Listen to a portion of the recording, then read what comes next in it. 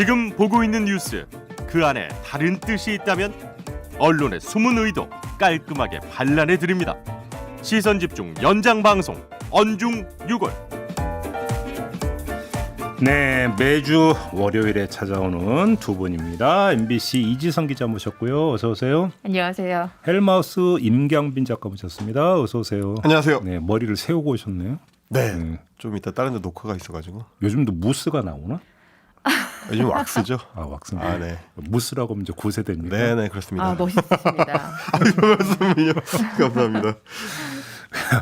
그래요, 저 9세대예요. 왜? 네. 괜찮습니다. 곧 따라가겠습니다. 아, 그런 겁니까? 알겠습니다. 그래서 오늘 준비한 첫 소식이 세대 얘기라면서요. 네, 세대 얘기입니다. 제가 사실은 그동안에 정말 하고 싶었던 얘기 중에 하나라서 우리 저 안동주 PD를 졸라가지고 일주일 내내 제가 열심히 좀 준비를 하겠다. 이 아이템 꼭 하게 해달라고 졸라서 갈아 넣은 아이템입니까? 갈아 넣었습니다. 오, 뭔데요? 진짜 잔뜩 갈아 넣었는데 안동주 PD가 한 절반 정도 쳐냈습니다. 예. 일단 그 중앙일보에서 지난주 23일부터 이제 나는 저격한다라는 기획 칼럼 시리즈를 시작을 했습니다. 그래서 이제 중앙일보의 설명에 따르면 이렇게 돼 있습니다. 젊은 논객들이 그들 또래인 2030 눈높이에서 볼 때 이해하기 어려운 행보를 해온 기성세대 인물들을 저격하는 칼럼 시리즈다. 이렇게 돼 있고요. 그래서 이제 MZ세대 필진을 구축했다라고 소개를 했는데 네. 뭐 류호정 정의당 의원부터 해서 이준석 국민의힘 대표, 뭐 래퍼 마미손 네. 같은 사람, 그리고 뭐 약사 출신의 작가인 뭐 박한슬 작가, 뭐 이런 분들까지 좀 다양한 그 계층을 망라한 작가 필자군을 이제 구축을 했다라고 했는데, 뭐 할 수 있는 기획이잖아요. 그렇습니다. 뭐 사실은 뭐 그렇게 어떻게 보면 그렇게 독창적인 기획은 아니라고 할 수 있는데, 그동안 이제 특히 신문사들 중심으로 해가지고 이제 2030 코너 운영을 해온 거는 뭐 2000년대 초반부터의 일종의 전통이라서. 그거 좀 유행 아닙니까, 유행? 그렇습니다. 되게 흔한 건데 제가 좀 주목했던 거는 이제 저격이라는 컨셉이었거든요. 이 저격이라는 컨셉이 사실은 제가 1년 10개월 동안 몸담았던 유튜브 업계의 아주 흔한 컨셉인데, 이게 사실 기성 언론으로 오면 잘 안 하는. 그리고 2000년대 초반에는 잠깐 있었죠. 이게 뭐 진중권 교수나 강준만 교수를 중심으로 한 일명 이제 실명 비판. 쉽게 말하면 이제 전칭이 아니라 특칭, 그러니까 특장인을 딱 정해서 그렇죠. 비판에 들어가는 이걸 얘기하는 거죠. 그렇습니다. 그래서 사실은 뭐 2000년대 초반에 실명 비판만 하더라도 그 당시에는 이제 업계인들 사이에는 서로 비판 잘 안 한다라는 그 불문율이 있었는데 그걸 깨고 뭐 조선일보의 김대중 주필이라든지 뭐 내지는 이제 조갑재 기자라든지 이런 분들을 이제 실명 비판했었던 그 기획의 연장선인가 생각했는데 그게 아니고 이 기획이 원래 의도했었던 거에서 약간 좀 벗어나 있는, 어떻게 보면 정반대로, 기획 의도와는 정반대로 2030 세대를 신문사의 기획에 동원하는 거 아니냐라는 의혹이 들어서 제가 좀 준비를 해봤습니다. 잠깐만, 저격이라고 하는 컨셉도 잡을 수 있는 컨셉 아닌가요? 기자로서 어떻게 평가하세요? 잡을 수 있는 컨셉인데, 근데 저는 그런 구분은 정확해야 된다고 생각해요. 이게 의견 표명이냐, 그냥 비판이냐, 저격이냐는 좀 구분을 해야 된다고 봅니다. 그러니까 의견 표명에서 비판은 그게 저격 차원에서 비판이라도 그건 제가 볼 때 문제 삼을 수 없는 것 같고, 네. 다만 그것이 이제 비방이냐. 네. 문제 간단히 근거가 있느냐 없느냐 이거잖아요. 그렇죠. 이제 그걸 제기하시는 겁니까? 그것도 있고요. 그러니까 말하자면 이제 저격하는 내용이 맞느냐 틀리냐 이것도 굉장히 중요한데 또 하나는 뭐냐면 이 저격이라는 형식이 적절한지 여부, 굳이 이 방식이 아니었으면 안 되는 어떤 특정한 이유가 있느냐, 이제 이거 그 이제 부합하는지 여부를 좀 따져볼 필요가 있겠다 싶었고, 저는 조금 더 근본적으로는 이 세대론적으로 특정 대상을 겨냥해서 공격하는 방식이 맞느냐. 그러니까 지금 헬머스의 문제적인 이거죠. 그러니까 또 세대 장사냐 이거 하나하고. 그렇죠. 두 번째는 그러니까 세대의 목소리를 그러니까 그 실체로서 인정을 한다 하더라도 사회적으로 화두를 던지는 어떤 차원이어야지 왜 그러니까 특정인을 그러니까 공격하는 컨셉으로 가느냐 이겁니까? 그렇죠. 그러니까 특정인을 공격할 수는 있는데 그게 꼭 그 특정인을 공격하는 방식이어야 했느냐, 형식이 부합하느냐 여부도 좀 따져보자는 얘기인데. 그러니까 근데 저격 방식이야 네. 꼭 계단이냐는 건 뭐 그러니까 평가에 따라 달라질 수 있을 것 같은데. 그럼 저는 그건 뭐 저기 그 기획처에서 할 수도 있는 문제라고 저는 개인적으로 생각하는데. 자, 그럼 한번 따져보겠습니다. 내용을 갖고 한번 이야기를 해보죠. 자, 예시입니다. 1호 저격수가 정의당의 유호정 의원이었습니다. 예. 유호정 의원은 민주노총의 양경수 위원장을 특정해서 저격을 했습니다. 네. 그러면서 이제 제목이 뭐였냐면 청년의 공정 뒤에 숨은 민주노총 위원장님 그게 공정입니까라는 제목이었습니다. 근데 사실 내용적으로 보면은 요 내용은 좀 생뚱맞은 비판인 측면이 하나 있습니다. 일단은 뭐냐면 실제 유호정 의원이 쓰고 있는 내용은 국민건강보험공단의 원청 노조하고 하청 노조 사이의 갈등을 이제 예를 들어가지고 청년들이 요구하는 공정을 민주노총이 방패로 삼았다라는 방식의 이제 비판입니다. 근데 거기서 뭐 아시다시피 이제 원청 노조에서 하청 노조가 정규직으로 진입하는 걸 이제 막으려고 하는 그 문제점. 그래서 이 노동의 이중 구조 문제까지를 이제 아우르는 문제가 걸려 있는데 네. 그걸 얘기하면서 청년들이 동원됐다라고 비판에 초점을 맞췄는데 사실은 실제로는 그 정규직화를 반대하던 최선봉에 소위 말하는 청년 원청 그 조직원들이 있었거든요. 조합원들이 있었거든요. 그러니까 동원됐다기보다는 오히려 그 주체성을 갖고 참여했었던 측면에 좀 더 가깝고 비판에 초점을 맞추자면은 그 소위 청년 조합원들에 맞추는 게 원래는 맞았을 것 같은데 여기서 엉뚱하게 민주노총에 그것도 양경수 위원장을 끌어왔다. 이게 저는 이게 맞았느냐 하는 좀 비판을 좀 하고 있습니다. 간단히 관역 설정 잘못됐다 이거잖아요. 그렇습니다. 왜냐하면 특히나 양경수 위원장 자신이 비정규직 노조 출신이에요. 민주노총 위원장으로는 굉장히 드물게 거의 뭐 최초일 건데 기아차 지부의 사내 하청 분회장 출신입니다. 그 사내 하청 분회라는 게 원래 기아차의 정규직 노조가 정식 노조를 안 받아주려고 해서 소위 이제 무릎 꿇기 논란이 있었던 그 분회 출신이거든요. 그래서 민주노총이 사실은 그동안 소홀했다라고 계속 비판을 받아왔던 비정규직 끌어안기의 상징 같은 인물이 양경수 위원장인데 그 비판하는 논조하고 좀 반대되는 인물을 선정한 거 아니냐. 그러니까 아니, 저격이라는 목표를 맞추기 위해서 억지로 끌어온 관역이 아니야. 이런 의혹을 좀 제기하고 싶은 아니 거죠. 양경수 위원장이 뭐 비정규직 출신이든 뭐든지 간에 네. 민주노총 위원장이 되어가지고 민주노총이라고 하는 조직을 끌고 가는 방향이 지금 MZ 세대가 이야기하는 거와 다른 방향이라고 한다면 그건 공격할 수 있죠. 그렇죠. 비판할 수 있죠. 그렇기 때문에 양경수 위원장이 비정규직 출신이든 정규직 출신이든 중요한 문제는 아닌 것 같고 오히려 이 사례에서는 또 다른 MZ 세대가 등장을 하는 거죠. 그러니까 건보공단 안에 정규직으로서 콜센터 직원들의 직고용을 반대하는 MZ 세대. 그러면 같은 MZ 세대로서 유호정 의원이 바라보는 시각과 건보공단에서의 그 MZ 세대가 바라보는 시각이 다른 건데 이들을 그냥 단순히 동원의 대상으로만 설정해 놓고 다른 사람을 그러니까 양경수 위원장이라는 사람을 설정했다라고 하는 그렇죠.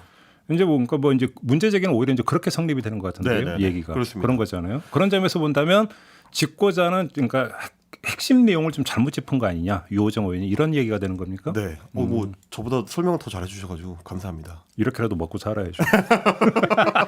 사실 그래서 그러니까 연장선에서 두 번째 예시 그 저격 칼럼을 좀 볼 수가 있을 것 같은데 래퍼 마미손이 문재인 대통령을 저격을 했습니다. 이거는 뭐 사실은 너무 뻔한 관역이라서 뭐 누구나 할 수 있는 대통령이라는 게 이제 국정 전반을 책임져야 되니까 부동산 대책에 대한 문제점을 지적하면서 이제 문재인 대통령을 저격을 했는데 문제는 좀 전에 설명해 주신 것처럼 이 MZ 세대 혹은 2030 세대라는 게 어떤 단일한 계층으로 포괄하기가 좀 쉽지 않다는 측면을 오히려 이 저격 칼럼이 드러내 보여줍니다.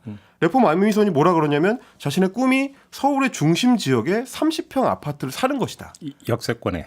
그렇습니다. 역세권에. 그리고 북악산을 이제 산책할 수 있는 코스 안에 이런 아파트라는 거 사실 전 세계에서 정말 흔치 않은 꼭 서울뿐만이 아니고 꼭 한국뿐만이 아니라 정말 흔치 않은 희귀제죠. 희귀제. 왜냐하면 북악산은 거기밖에 없으니까. 그러니까요.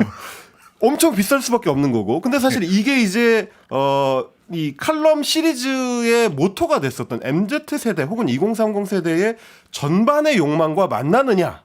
요 측면이 좀 문제가 있을 수가 있을 것 같아요. 그러니까 보통의 평범한 청년들의 욕망이라고 할 수 있느냐. 혹은 청년들이 욕망할 수 있지만 그거를 정책적으로 보조하는 게 국가의 목표가 돼야 되는 굉장히 좀 여러 가지 논쟁점들이 찾아지는 거고 또 하나는 뭐냐면 이게 사실은 어떻게 보면 중산층 이상의 대기업을 중심으로 한 화이트 칼라 계층의 청년 욕망이 아니냐.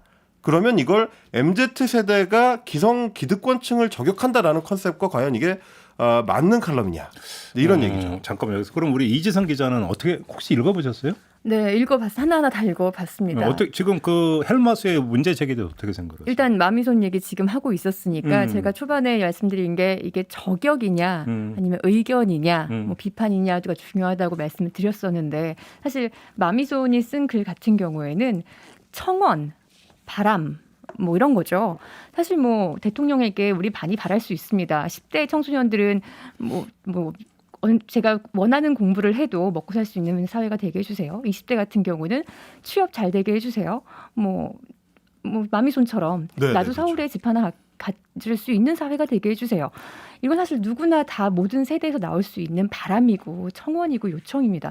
할 수 있죠. 근데 이게 이 저격이라는 이 기획과 맞아떨어지느냐? 전혀 맞아떨어지지 않는다는 거죠. 뭐 사실 저는 말씀은 지금 내용에 대한 얘기를 두 분이 집중해서 말씀하셔가지고 저는 사실 이번에 이 언중유고 첫 번째 코너를 보면서 또 미디어 비평 프로그램이고 하니까 저는 이 중앙일보의 이 저격 기획 시리즈라는 틀 자체 그리고 거기서 나오는 시리즈들에 대한 그런 문제점 거기에 좀 주목을 좀 해봤는데요. 뭐 내용 얘기를 먼저 다 하시고 나서 제가 이 얘기를 하는 게 낫지 않을까 싶습니다. 마무리로 하는 게 더 맞을 것 같은데. 네, 제가 마저 하나만 더 예를 들자면 이거는 얘기를 좀 하고 싶었던 게 세 번째 예시가 이준석 대표의 저격입니다. 이준석 대표는 이인영 통일부 장관을 저격을 했는데 실제 내용은 주로 이제 전반적인 통일 정책 그리고 대북 정책에 대한 이야기에 초점을 맞추고 있어서 굳이 이제 이인영 장관만을 대상으로 한 거냐. 그리고 이제 실제 내용을 보면 오히려 이인영 장관 이전의 통일부 장관들 혹은 국정상황실장이라든지 혹은 뭐 국정원장이라든지 그러니까 문재인 정부의 전반기의 통일 정책에 대한 비판이 좀 더 맞지 않느냐. 이인영 장관은 사실은 장관 되고 나서는 대북 정책을 추진하기에는 여러 어려운 점들이 많아가지고 실제 또렷한 뭔가 자기 이제 그 어젠다를 보여주지 못하고 있는 상황이기 때문에 그러니까 이제 굳이 따지면 어쩔 수 없이 이인영을 끌어왔을 뿐이지 실제로는 그냥 문재인 정부를 비판하는 쪽에 더 가까운 것 같고 또 하나는 이 전반적인 2030 기획 안에 제1야당의 당대표가 끼는 게 체급이 맞느냐. 원래 취지에 맞느냐 뭐 이런 점까지도 좀 같이 좀 이야기해 볼 수는 있을 것 같습니다. 근데 이제 뭐 예를 들어서 뭐 정의당의 유호정 의원이 등장을 했으니까 뭐 국민의힘의 이준석 대표도 등장할 수 있겠죠. 그렇죠. 뭐 이제 그런 점에서 이해를 하면 될 것 같고 저는 내용에 오히려 주목하는 일에서 두 번째 마미손이 썼다는 내용을 보면서 이제 청와대를 사면 얼마에 살 수 있을까? 네. 그러면 청와대 입지 조건 이런 얘기가 나오잖아요. 그 얘기에서는 물론 이거는 그러니까 약간은 좀 뭐라 그럴까요? 이제 틀어서 이제 풍자에서 틀어서 이제 쓴 글이긴 한데 그걸 이해를 하더라도 기본 설정이 이렇게 되는 거죠. 문재인 대통령을 저격을 하는 것은 자 국정의 어떤 최고 책임자로서 당신이 이런 정책을 펴므로써 아까 욕망이라고 했지만 그걸 욕망으로 읽지를 않고 오히려 절망으로 읽으면 사실은 저는 그 얘기할 수 있다고 생각해요. 뭐냐면 나도 언젠가는 가정을 꾸리고 그래서 우리 가족이 평온하게 살 수 있는 그러니까 집을 갖고자 하는 그것이 현실적으로 어려워졌다는 절망의 표출이라고 한다면 그것이 뭐 MZ세대가 지금 뭐 전부 다 집을 살 수 있느냐 이런 얘기는 사실은 굳이 꺼낼 이유가 없는 거죠. 오히려 그것이 어떤 집 문제에 대해서 MZ세대가 갖고 있는 절망 그냥 표현으로 이해를 한다면 그건 누구든지 할 수 있는 이야기라고 저는 생각을 해요. 그리고 그 얘기는 당연히 나올 수 있는 이야기인데 근데 그 이야기를 하는 대상이 문재인 대통령인 것도 이해가 되죠. 왜냐하면 국정에 어떤 만약에 그 잘못이 있어갖고 이걸 더 심화시켰다라고 한다면 책임을 물을 수 있다고 생각을 하는데 왜 정책을 이렇게 펴서 이렇게 됐습니까라고 하는 어떤 문제 제기와 당신은 이런 정책을 폈으면서 왜 그 좋은 청와대에 사십니까는 차원이 전혀 다른 얘기죠. 후자는 당신은 이런 정책을 폈으면서 오히려 집 문제에서 당신은 특권을 지금 행사하고 있지 않습니까라는 식으로 만약에 접근한다면 이거는 핀트가 잘못 조절된 거다. 그런 거잖아요. 그렇죠. 그렇게 놓고 본다면 풍자의 포인트가 여기서 입지 조건으로서 집으로서의 청와대라고 하는 거 설정 자체가 과연 타당한 것이었는가. 오히려 이걸 제기할 수 있는 그런 성질의 문제라고 보거든요. 그런 점에서 본다면 이 풍자로서의 그러니까 풍자로서의 핀트가 조금은 어긋난 게 아닌가. 이렇게 좀 봐야 될 것 같고 이준석 대표 같은 경우도 통일의 문제도 제가 보니까 통일의 방법론을 가지고 싸우고 있던데 근데 이런 게 있어요. 사실 젊은 층은 꼭 통일을 해야 돼? 이런 의견이 있다고 하더라고요. 그다음에 이제 종종 표출이 되죠. 그렇죠. 워낙 체제가 다르고 그러니까 이질화 되어버린 상태에서 통일이 됐을 때 나올 수 있는 여러 가지 부작용 이런 걸 제기를 하고 또 거기에 들어가는 수많은 어떤 재정 투입 이런 것들을 걱정하는 목소리가 있다라고 하는 게 분명히 있어요. 보도도 나왔고 그런 점에서 통일 그 자체에 대한 시각의 문제가 아니라 통일의 방법론을 둘러싸고 이인영 장관이 지금 제대로 노선 갖고 있느냐라고 하는 게 과연 그럼 MZ세대의 지금 화두냐. 이건 아닌 것 같다는 거죠. 이렇게 놓고 본다면 MZ세대의 목소리를 담아낸다라고 하는 그다음에 그 담아내는 것을 최대한 그 날을 세워가지고 저격의 형식으로 한다는 것은 이해를 한다손 치더라도 뭔가 다 핀트가 안 맞고 있다. 저는 개인적으로 그렇게 느꼈거든요. 이게 기획 취지보다는 글의 내용이 좀 약간은 네. 엇나가고 있다. 저는 기획 취지부터도 제대로 실현되지 않았다. 그러니까 취지는 제대로 설명됐는데 필자들이 잘못 쓴 것이냐? 저는 그건 아니고 애초에 필자를 선정하고 저격 대상자를 선정한 중앙일보의 기획 의도조차 거기부터가 시작점이 잘못됐다라고 어떤 보는데요. 점에서요? 일단 중앙일보의 그 안혜리 논설위원이 이 시리즈를 기획한 사람인 것 같아요. 안혜리 논설위원이 쓴 글을 보면은 취지는 정말 너무 좋습니다. 이 저격 칼럼을 시작하는 이유 586 세대는 2030을 가르치려는 대신에 2030이 세상을 바라보는 관점을 적극 배워라. 그런 취지에서 기성세대, 기득권 세대들의 구태, 구습 이런 것들을 저격하겠다. 취지 너무 좋죠. 근데 그러면 저격하는 사람과 저격당하는 대상 이걸 어떻게 설정하느냐가 이 기획 취지의 틀에 맞아야 될 텐데 기본적으로 그런 틀을 맞추려면은 범주라는 걸 설정하고 그 안에서의 어떤 그렇죠. 하이어라키가 있어야 되거든요. 예를 들어 뭐 쉽게 말해서 어떤 뭐 절벽이 있는데 여러 가지 뭐 정책 사다리들이 있다고 해요. 뭐 통일부 관련 북한 정책 사다리가 있고 부동산 정책 사다리가 있다고 치면은 각각의 사다리의 재질도 다르고 모양도 다를 겁니다. 그 윗대가리의 그 기성세대가 기득권이 있고 그 아래쪽에 2030이 올라가고 있다면 올라가면서 2030이 바라보는 정책이 어느 방향으로 가야 될지 어떻게 가는 것이 맞을지 우리가 보는 시각은 무엇이고 당신들의 구태는 무엇인지를 저격하는 글이 이 시리즈의 취지에 맞아야 될 거예요. 근데 그게 전혀 맞지가 않아요. 예를 들어서 뭐 사실 류호정 정의당 의원 같은 경우는 노동계에서 투신했던 사람으로서 뭐 민주노총 위원장을 저격 대상으로 삼은 그런 하이어라키 맞을 수 있습니다. 그리고 뭐 로커 최일환 씨, 신대철 씨를 저격한 거, 그것도 이런 범주에서 틀에서는 맞을 수 있죠. 그리고 아직 기사가 나오진 않았지만 뭐 약사 출신 박한솔 씨가 정은경 질병관리청장을 저격한다. 같은 어떤 약계에 있다는 점에서는 어떤 이 틀 안에서의 저격하는 사람과 저격 대상이 맞을 수 있어요. 근데 마미송과 대통령은 여기 전혀 맞지 않고요. 예를 들어 뭐 강덕구 씨라는 분이 또 쓴 글도 올라갔던데 네. 이분은 이 가난한 진보 자신을 가난한 진보라고 하고 저격 대상이 불특정 다수의 중산층 진보를 대상으로 하고 있습니다. 이 사람이 진짜 이 틀에 맞게 하려면 이 진보 계열을 대표하는 기득권 세계를 저격을 해야 되거든요. 근데 그게 아니라 중산층의 불특정 다수의 진보들을 다 대상을 하고 있어요. 이것도 역시 맞지 않죠. 그리고 강덕구 씨를 어떤 진보의 어떤 2030 대표로 삼았다면 그 반대편에서 보수의 2030을 대표하는 사람과 보수의 기득권인 사람들 이걸 저격 대상으로 삼는 글도 같이 나와줬어야 되는 거죠. 뭐 이인영 통일부 장관을 저격을 하려면 이 통일부 혹은 북한 관련 정책의 어떤 공부한 학생이나 그 통일부 내에 있는 뭐 직원이 젊은 직원이라든가 이 정책에 좀 대표할 수 있는 2030을 내세워야 될 텐데 국민의힘 대표를 여기에 내세웠단 말입니다. 이거는 2030을 대표하거나 아니면은 뭐 이 통일부 정책 자체를 대표할 수 있는 2030을 볼 수가 없는 거예요. 그러니까 이런 식으로 보면은 맞는 게 별로 없어요. 뭐 전직 공무원과 이재명 후보, 엘리라는 여성 작가와 윤석열 후보. 그러니까 차라리 무슨 정치인들, 기득권 정치인들 혹은 대통령 후보들을 저격하는 내용이라고 한다면 그 사람들이 내놨던 정책들, 그 사람들이 말했던 대선 후보들의 공약들 이런 것들을 저격할 수 있는 사람들의 층은 여러 층이 될 수 있겠지만 이 중앙일보 기획 시리즈 자체가 2030이 그 분야에서의 구태와 구습을 저격하겠다라는 취지라면 전혀 맞지가 않는다는 거죠. 그렇다면 여기서 중앙일보의 의도가 들어가 있다고 저는 보는 겁니다. 정치적으로 이제 활용하고 있다 이런 겁니까? 그렇죠.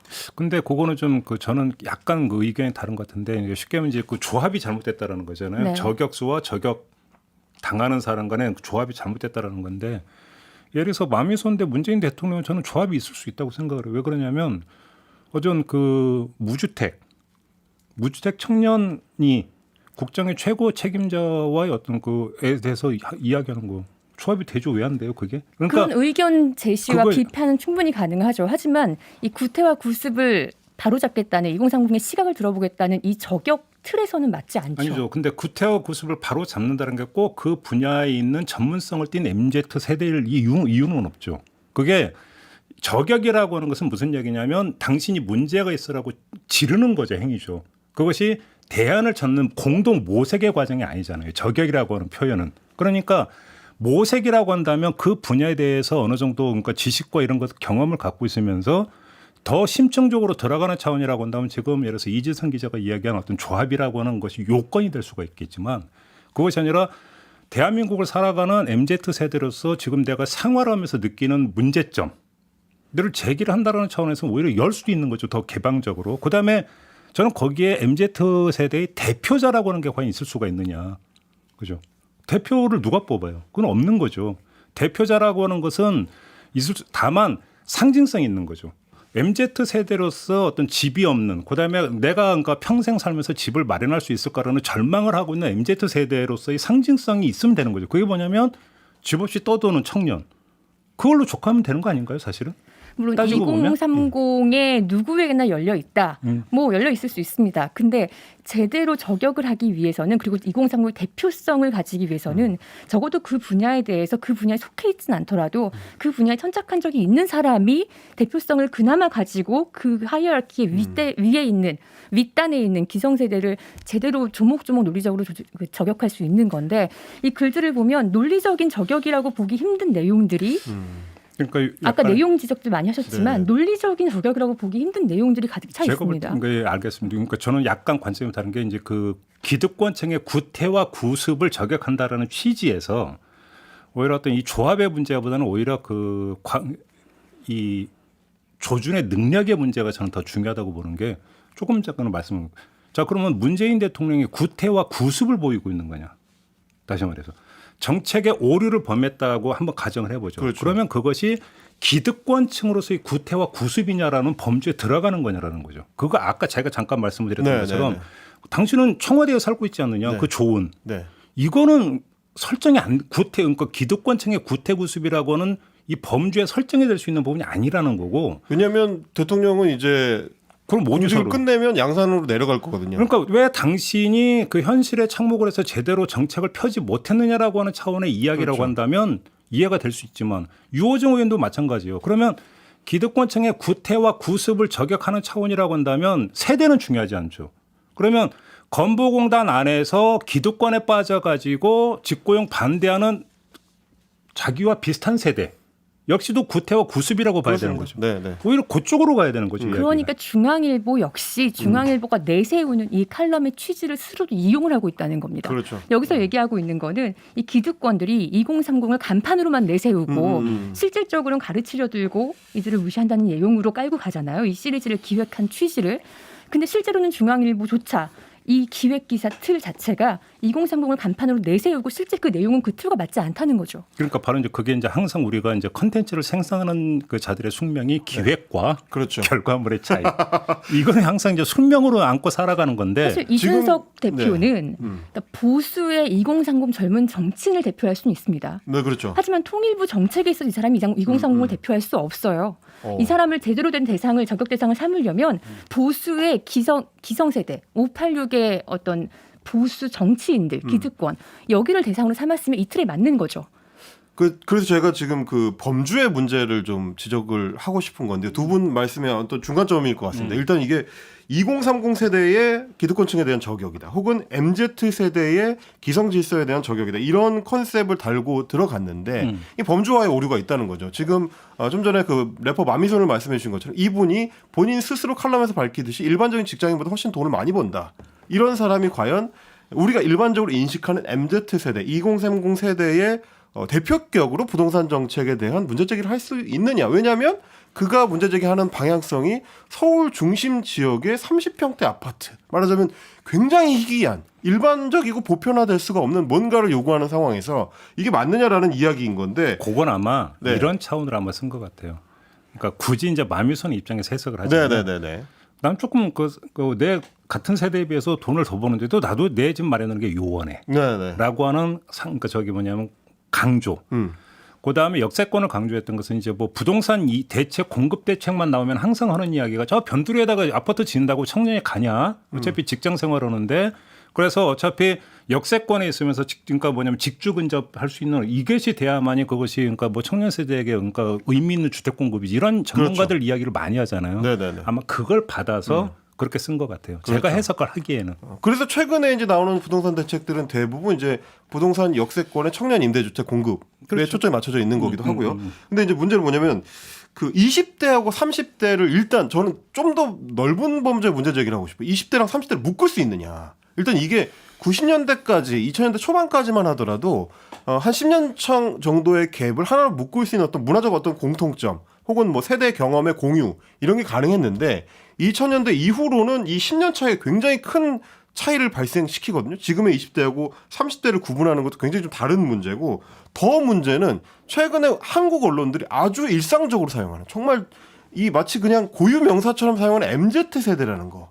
이게 의미망을 추적을 해가면 묶을 수가 없는 두 개의 단어를 묶어놓고 있는 셈입니다. 그건 아마 그런 것 같아요. 이전에 세대론이 많이 있었잖아요. 네네네. 그래서 이전에 세대론 같은 경우는 공동 경험을 했던 어떤 그 경험을 공유하는 세대로서의 어떤 문화적 어떤 그 유사성, 네. 동질성 이걸 가지고 이제 세대로 묶은 건데 지금의 MZ 세대는 그게 아니라 반기득권층이라고 하는 어떤 공통점을 거기서만 찾는 것 같아요. 그러니까 네. 중요한 건 이 세대의 특성이 중요한 게 아니라 이전 기득권 세대의 특성이 더 중요한 거죠. 그 말하자면 86세대에 대한 바로 대칭점으로 잡는 거죠. 바로 그 대칭 세대로서 2030을 묶어버리는 거죠. 근데 이게 M세대하고 Z세대도 서로 대칭점이 있거든요. 아 그런가요? 이게 어떻게? 이제 미국에서부터 출발한 용어입니다. 밀레니얼 세대를 뜻하는 M세대는 1980년부터 94년생을 보편적으로, 그러니까 뭐 범주에 대해서는 조금 차이가 조금씩 있습니다. 정의에 그렇게 따라서. 따지면 저도 MZ 세대에 들어가더라고요. 저도 M세대입니다. 저는 지금 회사에서 잠깐. 꼰대 소리 듣고 아니, 들을 이렇게- 만한 연차인데 아니, 이렇게 저도 MZ 세대에 들어가요. 두 분이 양심 있어요. 이렇게 묻어가면 되나? 아니 근데 언변한 구분법상 양심 방송을 해야지 양심 당연한 방송을. 기준이 제시됐기 때문에 제가 이 말씀을 드리는 이유가 바로 그 지점입니다. 저도 JB처럼 그 생각을 했거든요. 아니 내가 MZ세대에 묶인단 말이야? 나만 해도 이 사회생활 경력이 거의 잠깐만. 20년 가까이 되는데? 반 올림이 아니라 두 사람 지금 반 내림해가지고 지금 억지로 막 빼맞추는 거 아니에요? 80년부터 80년부터 94년생까지가 M세대, 밀레니얼 세대예요. Z세대, Z세대는 이게 95년부터 2010년생까지를 포괄적으로 이야기를 하는데 대체로 이야기하는데 왜 이 구분이 나왔냐면 미국에서는 이 마케팅 용어로 이게 출발을 할 때 M세대의 소비 행태와 Z세대의 소비 행태가 다르다. 강조하기 위해서 출발한 겁니다. 그래서 뭐 미국에서 유행했었던 그 틱톡의 어떤 유행 조류 중에 하나는 스키니진 입는 밀레니얼 세대에 대한 비꼬기. Z세대가 이 노땅들, 이 꼰대들이 스키니진 같은 옛날 올드한 패션을 입는다라고 하면서 그걸 뭐 불태우거나 이런 틱톡들이 있었거든요. 저도 오늘 이렇게 스트레이트 핏의 바지를 입었는데 네. 요즘은 이런 핏의 바지를 입으면 젊은 옛날 세대들이 사람이라고. 엄마 바지다라고 엄마 바지. 한다고 아, 진짜요? 하더라고요. 네. 스키니진은 엄마 바지다. 왜 불편하게 그렇게 입는? 이게 이제 Z세대의 문제의식이라서 한복 입고 다니겠고. 사실은 제가 그걸 극명하게 보여드릴 수 있는 사진을 준비한 게 뭐냐면 한국 양궁 남자 국가대표팀입니다. 오진혁 선수부터 김재석 선수까지. 오진혁 선수가 딱 저희 세대고요. 40세고요. 이제 김우진 선수가 30대 초반이고요. 김재석 선수가 10대 후반입니다. 네. 다 MZ 세대입니다. 이 말이 됩니까? 이게 김우진하고 오진혁하고 김재덕이 하나의 세대로 묶여서 하나의 욕망을 투사한다. 혹은 이제 기성세대에 대해서 공통의 그 대칭점을 갖고 있다. 원팀이잖아. 아 그건 이제 국가대표팀이니까. 사실 이 밀레니얼 세대가 저격한다라는 틀을 언론사로 가져왔을 때 우리 새내기 신입 기자들이 저격 대상으로 삼을 만한 연차에 저도 포함이 되거든요. 저희거든요, 저희. 근데 왜 저까지 동의하기가 포함되는 힘들까? MZ 세대를 뭐 아무튼 이 부분은 뭐 네. 제이비님 말씀하신 대로 이제 86세대 현재 586들 그들의 상대적인 개념을 사용하려다 보니까 그렇죠. MZ세대가 가져온 것 같긴 그래서 합니다. 제가 주말에 이거 준비하면서 찾아봤어요. MZ 세대라는 구분법을 사용하는 다른 외신들이 있나? 다른 해외에서는 혹시 이걸 쓰나 했는데 한국밖에 안 씁니다. MZ 세대라는 이 묶음 구분 자체를 한국밖에 안 써요. 그러니까 굉장히 86세대에 대한 대칭점으로서 특히 86세대 중에서 소위 말하는 민주 진보 86계열에 대한 대칭점으로 잡는 거죠. 세대론이 이제 주로 이제 광고 마케팅 쪽에서 이제 네. 먼저 나오죠. 그렇죠. 왜냐하면 이제 어떤 그 소비자 집단으로서 어떤 그러니까 이 소비 성향에 있어서 특성을 보이는 여기서 이제 세대 요인을 이제 그 간파하기 위해서 이제 광고 네. 마케팅 쪽에서 일단 많이 쓰는데 우리나라가 이제 그걸 어떤 정책 담론으로 이제 가져오는 경우가 되게 많이 있죠. 뭐 사실 저도 세대론 책을 하나 쓰긴 했지만 그러니까 갑자기 목소리가 낮아지긴 하는데 네. 하여간 뭐 그런 상태에서 세대론 자체가 아니라 왜 그렇죠. M과 Z를 한데 묶느냐 이 그렇죠, 얘기인 거죠. 그러니까 사실 저희 문제의식은 이 MZ로 묶어서 저격을 붙이려고 했던 게 결국 중앙일보의 기획상으로 보면 86세대를 대칭점을 만들어가지고 저격하는 게 목적이 아니냐. 그때 얘기하는 86세대라는 건 주로 민주 진보 진영의 86세대를 뜻하는 거니까 결국 기존의 중앙일보가 해오던 민주 진보 진영 소위 86세대에 대한 공격을 세대론으로 묶어서 젊은 층의 필자들한테 위탁한 거 아니냐, 위탁하려고 했던 거 아니냐라는 의혹을 갖게 되는 거죠. 제가 그러니까 볼 때는 이제 그 보기 나름인 건데 아마 이제 이런 발상이 있었던 것 같아요. 이제 그 기획 과정에서는 이제 최근에 어떤 이제 담론이 이제 MZ 세대를 묶어서 이제 그걸 그러니까 정책 담론을 끌어왔고 그런 상태에서 관심을 유발할 수 있다라고 이제 하나. 그다음에 이제 여기에는 또 두 번째는 이게 이제 사회적인 현상의 하나의 반영 아니냐라고 하는 뭐 생각도 할 수 있겠죠. 그렇죠. 거기다가 이제 저격이라고 하는 방식이 되면은 특정이 설정이 되고 근데 그러니까 총을 쏘는 사람도 일정하게 어떤 이름이 알려진 사람이라고 한다면 이제 가독성이 올라가는 거죠. 그죠? 사실 이런 것도 고려를 했다고 봐야 되겠죠. 했습니다. 그게 굉장히 유튜브적입니다. 그래서 제가 아까 유튜브 얘기를 했었죠. 유튜브 얘기를 했습니다. 두 개의 사진을 준비를 했습니다. 지금 시간이 충분히 많이 흘러가지고 제가 좀 짧게 좀 보여드리려고 하는데 자 저격 그 칼럼 시리즈의 썸네일이 중앙일보에서 만든 썸네일이 빨간색 그 단색 배경에 인물 사진을 저렇게 올리는 방식입니다. 문재인 왜 대통령 배경이 이재명 전부터 장관. 진짜 빨간색이 왜?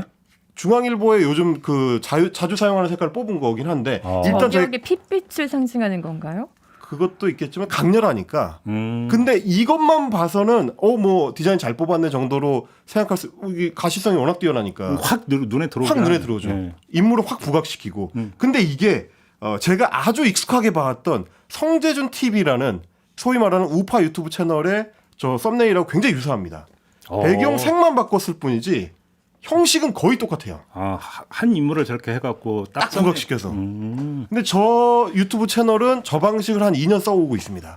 그러니까 이 유튜브를 해왔던 제 입장에서 봤을 때는 중앙일보가 성재준 TV를 뵙겠나? 라는 생각을 할 수 있을 정도로. 저렇게까지 강렬하게 저격당하는 대상을 강조해서 기사화하려면 네.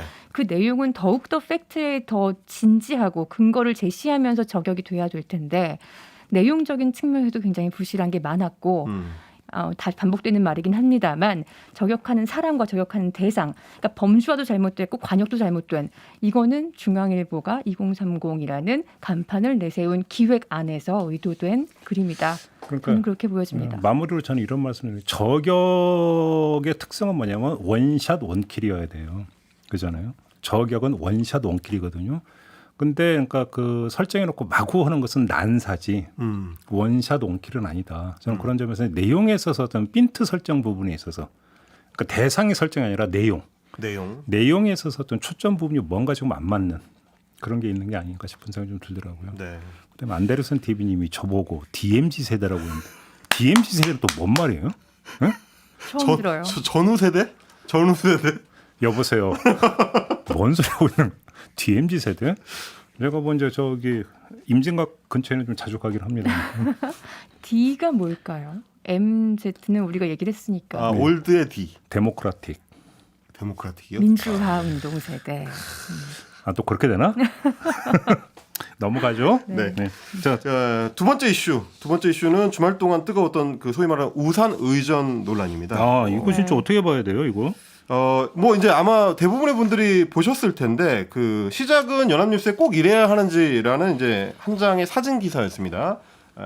이제 뭐 법무부 차관이 빗속 브리핑을 하는 와중에 이제 무릎을 꿇고 뒤에서 이제 우산을 들고 있었던 직원.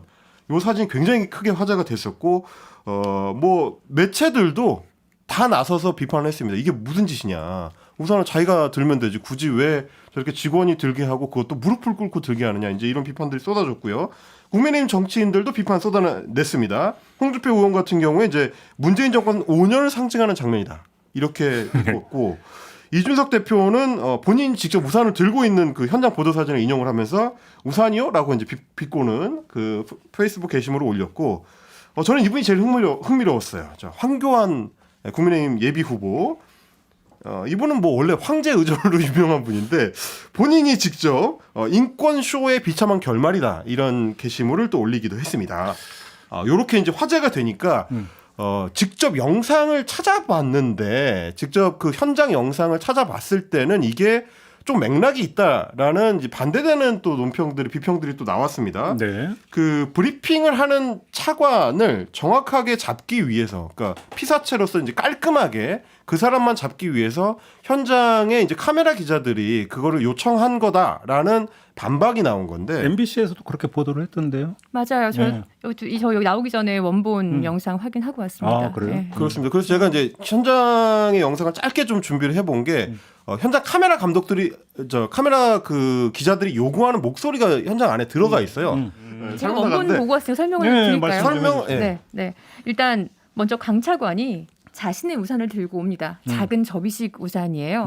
그러면서 브리핑 때 앞에 서서 우산을 직원에게 건넵니다. 네. 근데 저는 여기까지 이해가 되더라고요. 왜냐하면 그렇죠. 두 손으로 들고 왔던 브리핑 자료 안에 자료가 굉장히 많이 들었더라고요. 그걸 열기 위해서는 사실 우산 든 채로 한 손으로 좀 힘들었을 겁니다.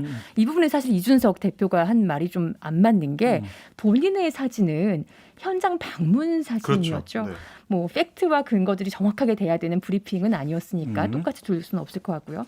아무튼 그렇게 작은 우산을 직원에게 건네니까 또 다른 직원, 그 문제의 수행원이죠. 수행원이 큰 우산을 이렇게 씌워줍니다. 씌워주면서 차관 옆쪽에 살짝 무릎을 구부린 채로 앉아 있었는데 이제 카메라 기자로 추정되는 목소리가 처음엔 쪼그려 앉아 있었죠. 네. 그렇죠. 옆에 있지 말고 뒤로 가라고 얘기를 하더라고요. 그래서 뒤로 갑니다. 차관 뒤로. 근데 차관 뒤로 가는데 아무래도 실루엣 뒤로 사람 실루엣이 또 비치니까 좀 앉으라고. 또 카메라 요구를 기자가 해요? 두 번째 요구를 합니다. 앉으라고 요구를 해요? 네. 그 네. 어디 영상이 다 나와요? 네. 조금 앉으니까 이 더 카메라 기자가 앉으세요. 더 앉으세요 이렇게 얘기를 합니다. 혹시 지금 저기 영상이 다시 준비되니까 잠깐 볼까요? 네, 네. 네.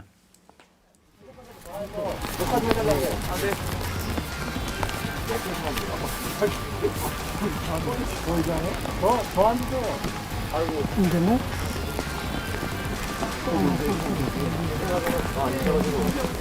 어깨 아래로 이게 안 나오고 안 쳐가지고 어깨 아래로 이게 안 나오고 하세요. 네. 네, 법무부 차관입니다.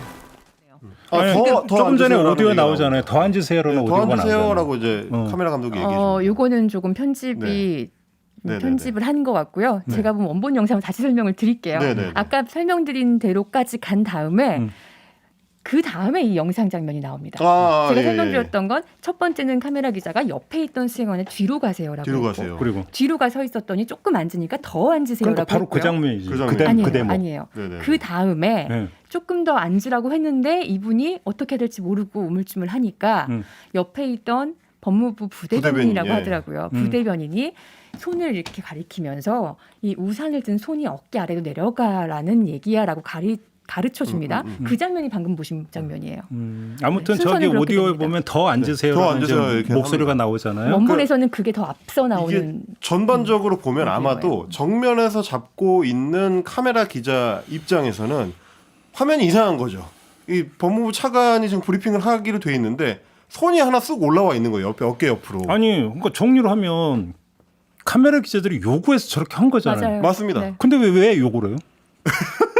그게 바로 이제 비판의 지점이 된 건데 기자들이 요청을 해서 화면을 만들기 위해서 저렇게 이제 조정을 하다가 보신 것처럼 현장에서 굉장히 좀 혼란스러워요. 이렇게 해야 되고 저렇게 해야 되고 어떻게 해야 되지 우물쭈물하고 이렇게 하세요 저렇게 하세요 요청에 따라서 움직여가지고 만들어진 화면인데 나중에 그 한 컷 무릎 꿇고 있는 장면만을 사진으로 따서 이게 무슨 짓이냐? 황제 의전을 받았다. 법무부 차관이. 이런 식의 이제 비판 기사들이 나오니까 이게 앞뒤가 맞는 지금 비판이냐. 전형적인 이제 사진 저널리즘의 폐해죠.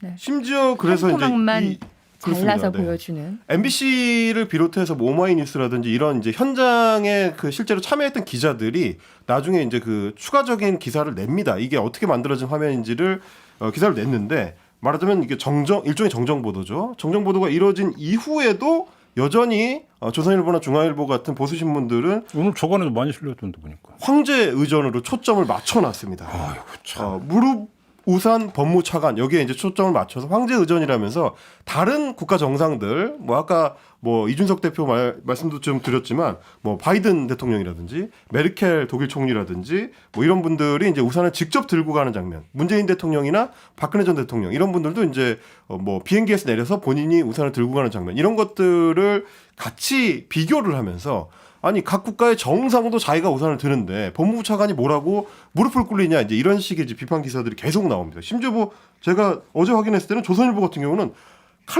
사설을 썼습니다. 이걸 가지고 황제 의전이라고. 이 맥락에 대한 해설이 이루어지는데도 불구하고 기존에 그 비판하던 그 논점을 그대로 유지하면서 계속 밀고 가는 거. 그러니까 예를 들어서 이제 굳이 꼭 비가 오는데 저렇게 밖에서 했어야 되느냐라는 이야기를 하면 제가 뭐 그거는 뭐 제기될 수 있는 문제라고 생각을 해요. 근데 지금 이지성 기자가 정확히 짚은 건데 맥락을 거세해버리고 딱 한 장면만 가지고 누가 봐도 오해하죠. 그렇죠. 야, 저 차관이라는 사람은 도대체 권위주의 화신 아니냐. 이렇게 가버리는 거잖아요. 그리고 심지어 이 야외에서 브리핑을 하게 된데도 또 맥락이 있습니다. 그것도 해설 기사로 나온 것들인데 원래는 실내에서 처음에 예정이 됐다가 워낙 많은 기자들이 오니까 그렇게 되면 49인 이하로만 실내에서 모일 수 있다는 방역 지침이 위반되기 때문에 방역 수칙 문제가 또 있었나요? 그래서 밖에 나가게 된 건데 이제 그거는 해설이 안 된 거고 또 하나는 뭐냐면 저렇게 각 국가의 정상들이 자기가 우산을 쓸 때도 있고 아닐 때도 있습니다. 상황에 따라 다른 거죠. 그건 걸어갈 때 브리핑 하고 있는데. 그렇죠. 그래서 심지어 그 뭐 말하자면 이제 리버럴의 화신인 오바마 대통령조차도 자기가 브리핑할 때 옆에 이제 그 해병 정복을 입은 해병대의 그 해병 대원이 우산을 받쳐줬다가 그게 굉장히 큰 논란이 된 적이 있습니다. 원래 해병 정복을 입은 상태에서는 우산을 소지할 수가 없게 돼 있는데 우산을 들게 했다 그래가지고 또 그런 규정이 있습니까? 그게 엄브렐러 스캔들이라고 해가지고 굉장히 미국에서는 큰 스캔들이 됐어요. 그러니까 우리랑 사실 비슷한 거죠 어떻게 보면. 또 쓸데없는데 관심이 꽂히네. 해군 정복이 왜 우산을 못 들어요? 그거는 우리 그 육사나 공사나 해사도 비슷합니다. 그래요? 네네네. 그 사관학교 정복을 입으면 우산을 소지하지 못하고 이제 그냥 맞게 돼 있는. 그럼 정복 다 졌잖아. 그렇죠. 실용적이지는 못하지만 말하자면 이제 가오를 살리기 위한. 가오라니요. 넘어가. 네네. 그렇습니다. 근데 이제 제가 뭐 이제 이거는 우리 언론들이 이제 소위 지금 좀 전에 이지성 기자가 지적해 주신 것처럼 포토저널리즘 상의 약간 어떻게 보면 비양심의 문제. 나는 그래서 뭐 굳이 비 오는데 밖에 살 이유가 있었을까라는 생각을 했는데 또 그것도 아니라는 거네요. 그러면. 그렇습니다. 그것도 그러면 기자들이 많이 몰려갖고 방역 수칙 때문에 네. 어쩔 수 없이 밖으로 나갔다? 그렇죠. 그럼 뭘 잘못한 건데? 제가 예전에도 말씀드렸던 것 같은데 풀 체제라는 걸 충분히 만들 수 있습니다. 네네네. 취재진이 많이 들어갈 수 없는 상황들은 왕왕 일어나요. 있죠. 뭐 그게 꼭 네. 날씨 때문만이 아니라 꼭 코로나 때문만이 아니라 코로나 이전에도 그런 경우들은 왕왕 있었고 그럴 때마다 예를 들면 국감 같은 경우도 근데 사실은 제한을 두죠. 근데 가만히 풀을 생각하면 하거든요. 밖에서 해도 거리는 지켜야 되잖아요. 그렇죠. 거리 안 지켰을 거 아니에요.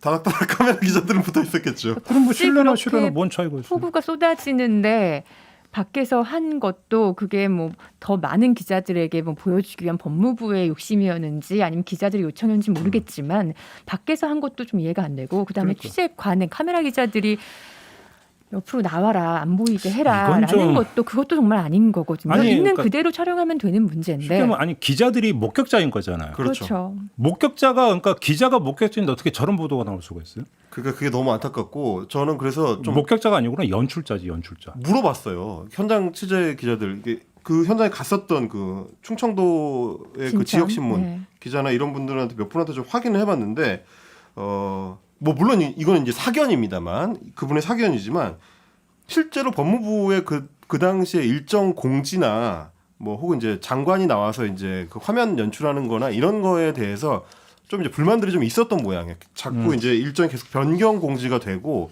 그거에 대해서 이제 정확하게 통지가 안 되는 경우도 있고 그러다 보니까 화면을 만들어야 되는 기자들 입장에서는 좀 불만이 좀 쌓여 있는 상태에서 이 장면이 연출이 되니까 그리고 이제 사진 보도가 되니까 잘 걸렸다 하면서 이제 여러 기사들이 쏟아져 나왔다라는 의견을 주신 기자도 있었고 그래도 사실을 왜곡하면 쓰나. 그러니까요. 그러면서 그 기자분이 했던 얘기가 사실 저렇게 빗속에서 브리핑을 하는 경우에는 옆에서 우산 들어주는 건 너무 흔한 거라서 저거를 문제 삼는 게 자기는 잘 이해가 안 됐다라는 얘기를 하시는 분들도 있었고. 두 가지 쟁점의 한 가지는 취재 현장에서의 카메라 기자들의 그렇죠. 취재 관행 문제가 있고 하나는 이제 이거에 대한 보도 행태잖아요. 네. 그러니까 카메라 기자들의 이 취재 관행 문제는 사실 코로나19 초창기 시국에도 문제가 된 적이 있었어요. 질병관리청의 브리핑 와중에 모든 국민들이 이 내용을 이해할 수 있도록 수화를 하시는 분이 항상 옆에 있죠.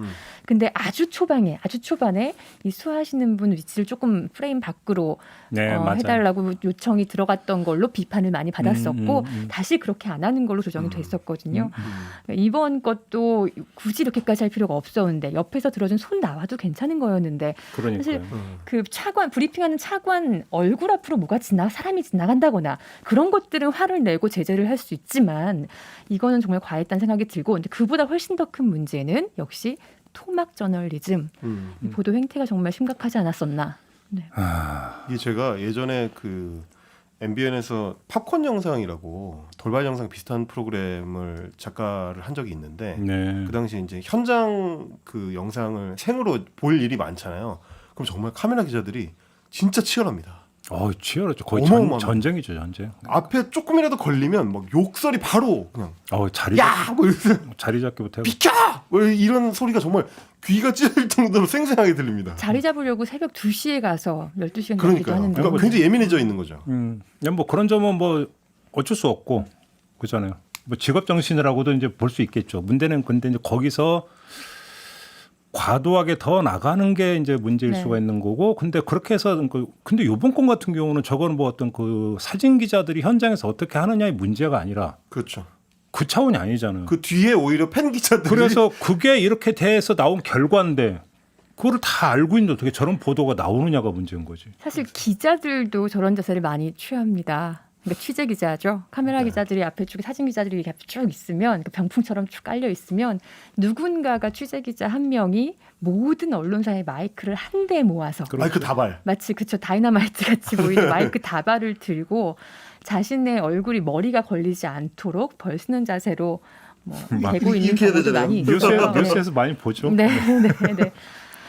말진이 보통 하죠. 그래서 보통 초년생 기자들이 거의 뭐 눕듯이 해가지고 드는 경우도 있고요.